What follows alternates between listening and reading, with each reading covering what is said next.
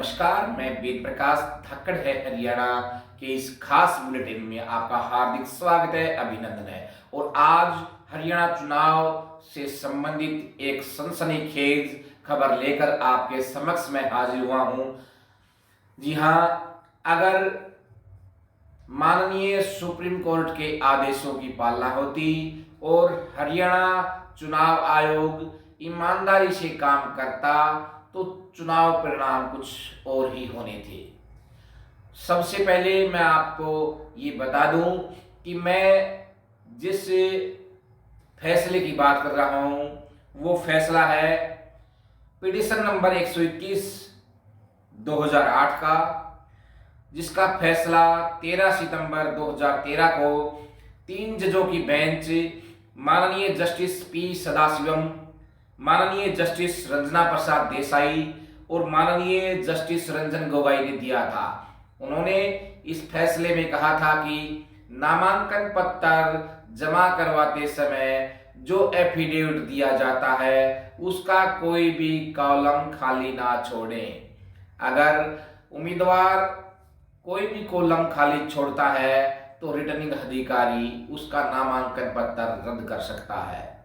सभी कॉलम इसमें भरने अनिवार्य था।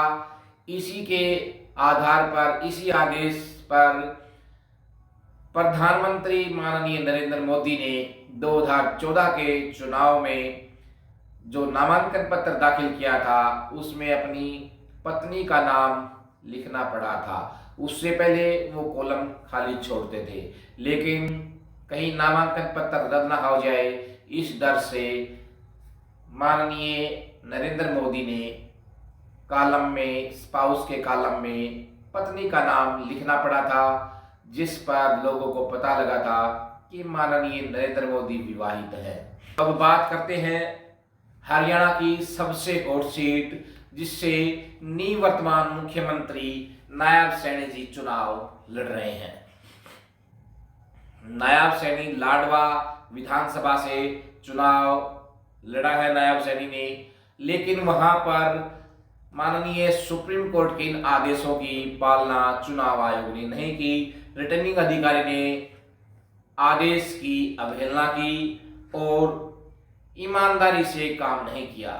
अगर ईमानदारी से काम करते तो यहाँ पर जेजेपी जननायक जनता पार्टी के उम्मीदवार एडवोकेट विनोद शर्मा निर्विरोध विधायक बनते, क्योंकि जितने भी उम्मीदवार चुनाव में थे उनके नामांकन पत्रों में अनेक कॉलम रिक्त हैं।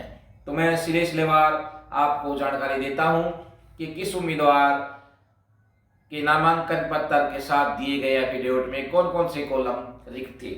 सबसे पहले आम आदमी पार्टी के जोगासी मुरी, इन्होंने पेज नंबर 2 पर पैन कार्ड की जो डिटेल देते हैं उसमें सेल्फ कॉलम में नाम नहीं लिखा।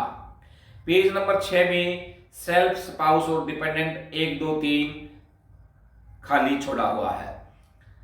पेज नंबर 8 में सेल्फ, स्पाउस, डिपेंडेंट 1 2 3 रिक्त है। पेज नंबर 12 16 में भी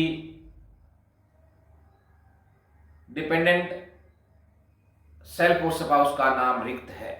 इसी तरह पेज नंबर 17 पे सेल्फ, स्पाउस, डिपेंडेंट का नाम इन्होंने नहीं लिखा है, इस कॉलम को इन्होंने रिक्त छोड़ दिया है। एवरेज अगर बात करें तो 20 22 25 कॉलम रिक्त है। सिंगल कॉलम में भी फार्म रद्द हो सकता था, लेकिन इनके तो 20 22 कॉलम रिक्त है। इसी प्रकार बीजेपी के जो उम्मीदवार थे नायब सैनी जी, निवर्तमान मुख्यमंत्री, उन्होंने पहले एफिडेविट दिया, उसमें तो नेम ऑफ द हाउस जो लिखते हैं उसमें उन्होंने लिखा नॉट एप्लीकेबल। फिर पता नहीं उन्होंने वो बैक डेट में दिया, कैसे दिया, दोबारा एक एफिडेविट उन्होंने दिया, उसमें पेज नंबर 1 पे नेम ऑफ द हाउस में इन्होंने सिर्फ और सिर्फ लेजिस्लेटिव असेंबली लिखा है, जबकि यहां आना था हरियाणा लेजिस्लेटिव असेंबली। तो एक इन्होंने हरियाणा नहीं लिखा, ये कॉलम इनका रिक्त है। इसके अलावा पेज नंबर 2 पर पैन कार्ड की डिटेल करनी होती है उसमें इन्होंने सेल्फ स्पाउस को कॉलम रिक्त छोड़ा है, जबकि उन्होंने 3 डिपेंडेंट है, एक माँ, एक बेटा और बेटी, उनके नाम इन्होंने लिखे हैं। पेज नंबर 7 पे सेल्फ स्पाउस का नाम नहीं लिखा, जबकि तीनों डिपेंडेंट के नाम इन्होंने लिखे हैं। पेज नंबर 9 पे इन्होंने सेल्फ स्पाउस और तीनों डिपेंडेंट के नाम नहीं लिखे, रिक्त है। पेज नंबर 12, पेज नंबर 6 में भी सेल्फ स्पाउस के नाम रिक्त हैं। पेज नंबर 16 में 2 स्थानों पर सेल्फ स्पाउस और डिपेंडेंट के नाम इन्होंने लिखने होते हैं, लेकिन वो कॉलम इन्होंने रिक्त छोड़े हुए हैं। तो इनकी तो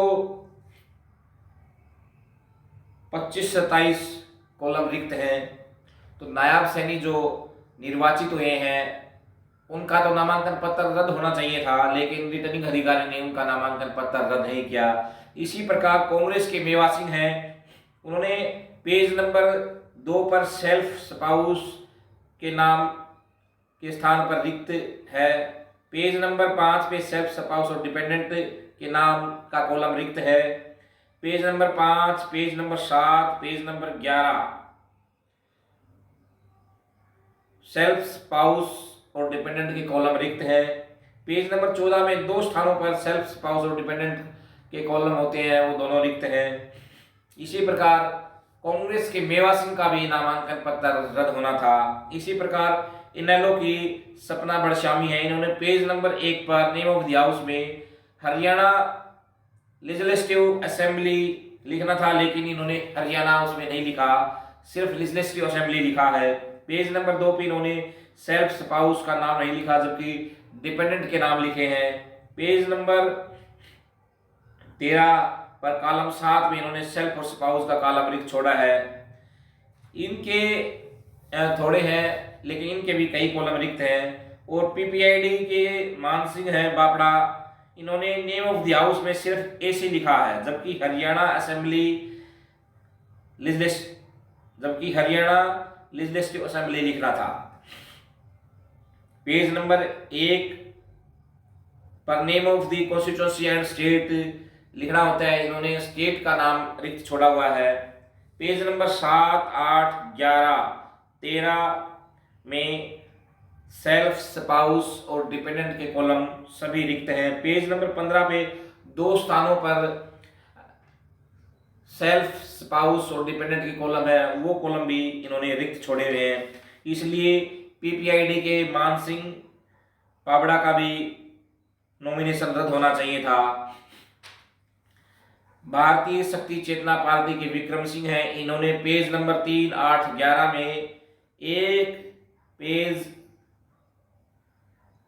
में एक तथा पेज नंबर 15 में 2 स्थानों पर सेल्फ स्पाउस और डिपेंडेंट के सभी कॉलम रिक्त हैं। करीब 22 कॉलम इनके रिक्त हैं। राष्ट्रीय गरीब दल सतीश कुमार उम्मीदवार थे, इनके पेज नंबर 1 पर नेम ऑफ द हाउस में इन्होंने कुरुक्षेत्र लिखा है, इन्होंने नेम ऑफ द हाउस में कुरुक्षेत्र लिखा है। पेज नंबर 1 पर name of the constituency and state में हरियाणा नहीं लिखा है इन्होंने। पेज नंबर 1 पर सेल्फ स्पाउस डिपेंडेंट के कॉलम रिक्त हैं। पेज नंबर 5, 6, 8, 9 में 1 स्थान तथा 10 में 2 स्थानों पर सेल्फ स्पाउस और डिपेंडेंट के कॉलम रिक्त हैं। इसी प्रकार इनका भी नामांकन रद्द होना चाहिए था। भारतीय सर्वोदय पार्टी के सुभाष सैनी जी हैं, इन्होंने नेम ऑफ द हाउस में 11 लिखा है, 11, जबकि हरियाणा लेजिस्लेटिव असेंबली लिखना था। Name of the constituency state में इन्होंने स्टेट का नाम नहीं लिखा, रिक्त है ये। पेज नंबर 7, 8, 11, 13 में 1 स्थान तथा 15 में 2 स्थानों पर सेल्फ स्पाउस और डिपेंडेंट के कॉलम होते हैं, उनमें सभी के सभी रिक्त हैं। निर्दलीय अशोक सैनी,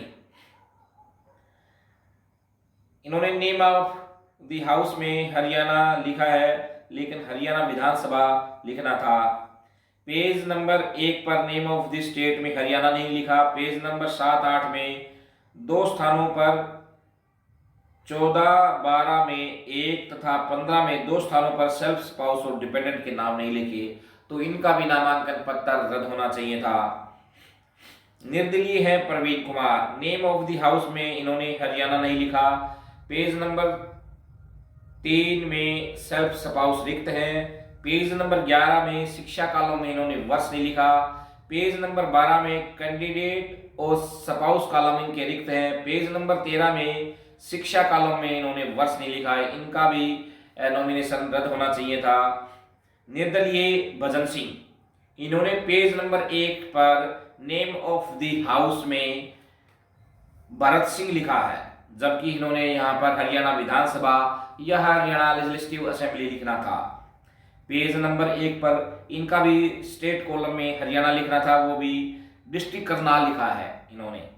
पेज नंबर 2, 7, 8, 11, 13 में एक स्थान तथा 15 में 2 स्थानों पर सेल्फ स्पाउस और डिपेंडेंट के कॉलम इनके भी रिक्त हैं।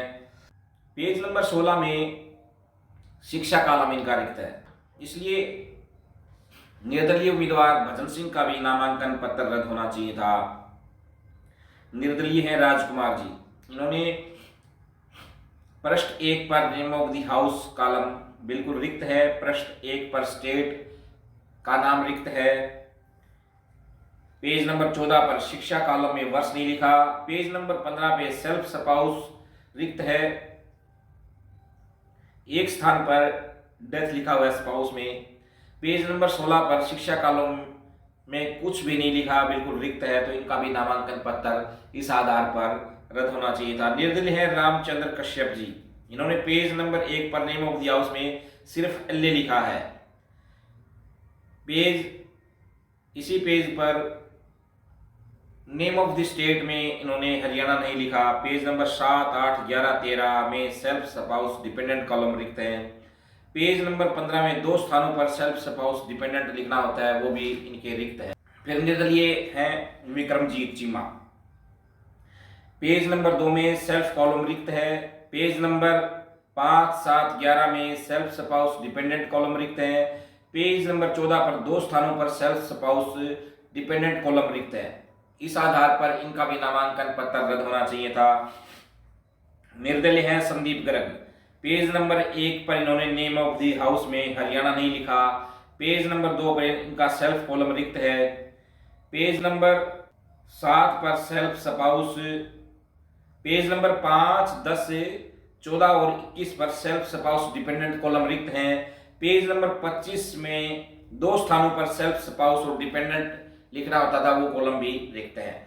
अगर बात की जाए तो जेजेपी उम्मीदवार एडवोकेट विनोद शर्मा जी का अगर नामांकन पत्र देखा जाए तो उसमें सिंगल कॉलम भी खाली नहीं है।